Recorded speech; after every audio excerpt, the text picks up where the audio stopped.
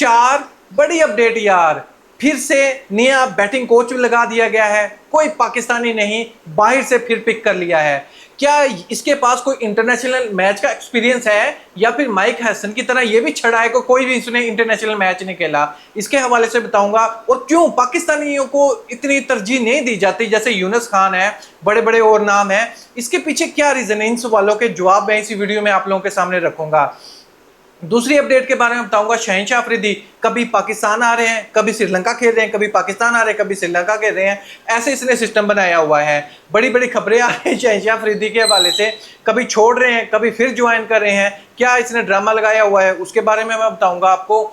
और इसके साथ साथ अजिंक्य रेहाने, बीसीसीआई की तरफ से इसकी पर मंथ पेंशन लगा दी गई है। जी हाँ दोस्तों, रिटायरमेंट का अनाउंस होने के बाद बीसीसीआई की तरफ से ये रिपोर्ट भी आ गई है सामने कि पेंशन है, कितनी पेंशन इसको दी जा रही है और दूसरे प्लेयर को भी क्या पेंशन मिल रही है, रूल क्या है, क्राइटेरिया क्या है पेंशन का, क्योंकि पाकिस्तान में तो नहीं दी जा रही होती। पाकिस्तान का क्या रूल है, इसके हवाले से बताऊंगा। और बिग बैश लीग के हवाले से बाबर आजम के साथ बड़ी एक और इंफॉर्मेशन आ रही है, वो भी मैं इसी वीडियो का हिस्सा बनाऊंगा। सबसे पहले हम बात स्टार्ट करते हैं कोच के हवाले से।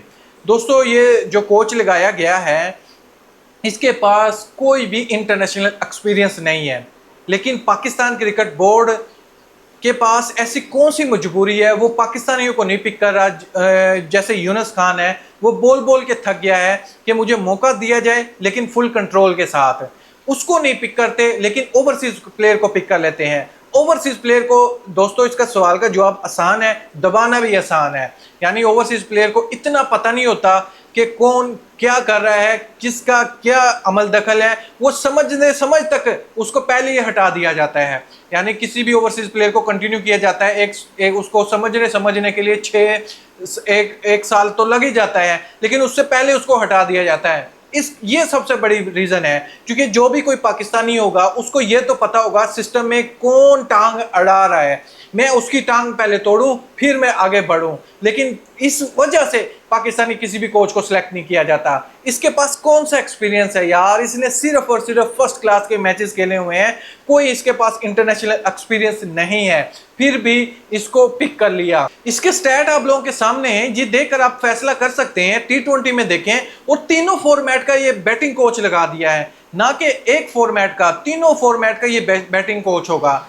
आप देखें, इसका खुद के जो स्टैट है उसको देखें, और फिर आप सर पकड़ के बैठेंगे कि इससे बड़े प्लेयर क्या आपके पास मौजूद नहीं है? क्या यूनुस खान इस पोजीशन के लिए अहल नहीं है? जबकि वो इस चीज़ का इकरार भी कर चुका है कि मुझे टीम दी जाए और फुल कंट्रोल के साथ, तो मैं ज़रूर पाकिस्तान टीम को कहीं ना कहीं स्टैंड ज़रूर करवाऊंगा। लेकिन इन सब चीज़ों के बावजूद इग्नोर कर दिया यूनुस खान को और इसको जगह दे दी, और तीनों फॉर्मेट में ये हमारा नया बैटिंग कोच है। अब बात करते हैं रेहाने को जो पेंशन दी गई है बीसीसीआई की तरफ से, वो है, उसकी अमाउंट है 75,000 पर मंथ। जो इसको पेंशन दी जाएगी वो है 75,000।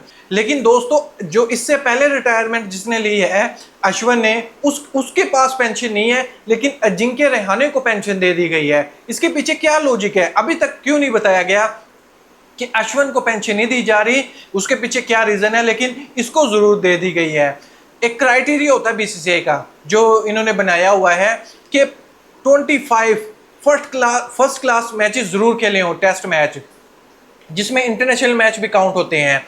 तो अजिंक्य रेहाने ने ज़्यादा खेले हुए थे, तो ये डिजर्व भी करते थे, और इसकी अचीवमेंट भी बहुत ज़्यादा थी, तो इसको पेंशन दे दी गई है। उससे पहले सचिन तेंदुलकर को भी दी गई है पेंशन, सुनील गावस्कर को भी दी है, और कपिल देव को भी। इनका क्राइटेरिया ये है, जो 25 से ऊपर जिसने ज़्यादा मैचेस खेले हुए हैं उसको 75,000+ पेंशन दी जाती है इंडियन रुपीज़ के हवाले से बीसीसीआई की तरफ से।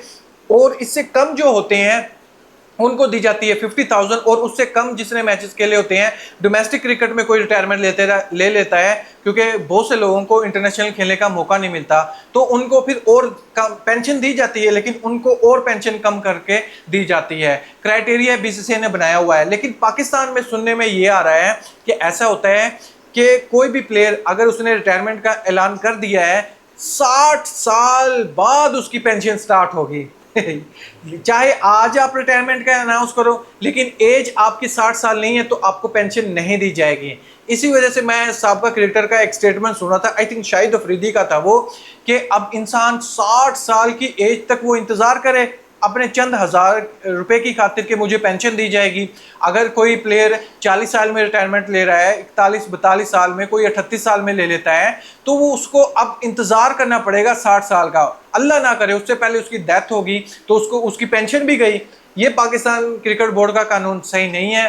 क्या नया कानून बनना चाहिए इस पर, या फिर कोई ऐसा कानून है तो कमेंट बॉक्स में मुझे ज़रूर बताइएगा, क्योंकि सुनने में तो ऐसा ही आ रहा है कि 60 साल से पहले पेंशन किसी भी प्लेयर को पाकिस्तान क्रिकेट बोर्ड नहीं देता है, नहीं पे करता है 1 रुपया भी। अब बात करते हैं शहनशाह अफरीदी पर। सबसे पहले इसकी परफॉर्मेंस देख लें जी।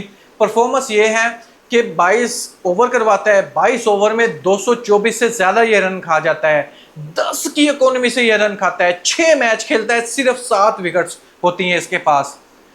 ऐसी परफॉर्मेंस होने के बावजूद आप तड़ी लगाएं दूसरे फ्रेंचाइज के ओनर को तो सल्यूट ही है भैया, आपकी ऐसी परफॉर्मेंस होने के बावजूद भी आपके पास इतना ज़्यादा एटीट्यूड है। पहले हुआ क्या था, इसको ड्रॉप कर दिया था, उस पर इसने गुस्सा किया, इसको ड्रॉप नहीं किया था, कहा गया था इम्पैक्टफुल प्लेयर के तौर पर आपको खिलाया जाएगा, बाद में इम्पैक्टफुल प्लेयर की जगह पर भी इसको नहीं खिलाया गया। इसने उसी टाइम नहीं लिया, एंटी करप्शन को रिपोर्ट कर दिया, पाकिस्तान क्रिकेट बोर्ड को बता दिया, और उसी टाइम लंका प्रीमियर लीग छोड़कर टिकट करवा ली थी और वापस आ रहा था। इसको बड़ी मुश्किल से मनाया कि यार तेरी तुझे नहीं मना रहे हम, दिल में तो उनके ये था हम पाकिस्तान क्रिकेट बोर्ड से रिलेशन खराब नहीं करना चाहते, इसलिए तेरी मिन्नतें करनी पड़ रही हैं, तो तू रुक जा। ये रुक गया। फिर बाद में 2 दिन बाद पता चलता है पर्सनल रीजन की वजह से ये लंका प्रीमियर लीग छोड़कर जा रहा है। अब पर्सनल रीजन की वजह से छोड़कर जा रहा है, 2 दिन बाद पता चलता है कि दोबारा से ये ज्वाइन कर रहा है लंका प्रीमियर लीग, यानी फुल ड्रामा बना हुआ है। अब क्योंकि लंका प्रीमियर लीग की जिस टीम की तरफ से खेलते हैं कैंडी रॉयल्स, उसमें उस टीम ने प्लेऑफ्स के लिए क्वालिफाई कर लिया है। अब प्लेऑफ्स के मैचेस के लिए शहनशाह अफरीदी अवेलेबल है। परफॉर्मेंस आप लोगों के सामने है, और जो कुछ ड्रामा हुआ है उसके बारे में भी आप लोग सब जानते हैं। तो अब देखें क्या होता है, इसको खिलाते हैं या फिर दोबारा से इसको ड्रॉ कर दिया जाता है। प्लेऑफ्स के मैचेस में भी बड़ा प्लेयर समझकर, क्योंकि वो तो बड़ा प्लेयर समझ रहे हैं, इसको इज्जत दे रहे हैं, लेकिन पाकिस्तानी अवाम को अच्छे से अंदाजा है और इसके स्टैट भी चिक कर बोल रहे हैं कितना बड़ा प्लेयर है, इसको प्लेऑफ्स में खिलाना चाहिए या नहीं खिलाना चाहिए। बिग बैश के हवाले से बाबर आजम की जो टीम है, कहा यह जा रहा है कि बिग बैश में अब एक तो ये है कि जो बेन स्टोक है वो ज्वाइन करने जा रहे हैं। ऑलरेडी बड़े बड़े प्लेयर इस टीम में मौजूद है। सिडनी सिक्सर में बाबर आजम मौजूद है, मिचेल स्टार्क मौजूद है, स्मिथ मौजूद है, बेन स्टोक आ जाएगा, बाबर आजम आ जाएगा। तो 5 यार इतने बड़े नाम सिडनी सिक्सर की तरफ से खेलते हुए आपको नजर आएंगे, बहुत बड़े नाम है। लेकिन पहले कहा जाता कि बाबर आजम को कप्तान बना दिया जाएगा इस बार, लेकिन दोस्तों बाबर आजम को आई थिंक कप्तान नहीं बनाया जाएगा, कप्तान बनाया जाएगा स्मिथ को, क्योंकि वो अपने प्लेयर को तरजीह देंगे और स्मिथ की परफॉर्मेंस भी बहुत अच्छी है T20 में।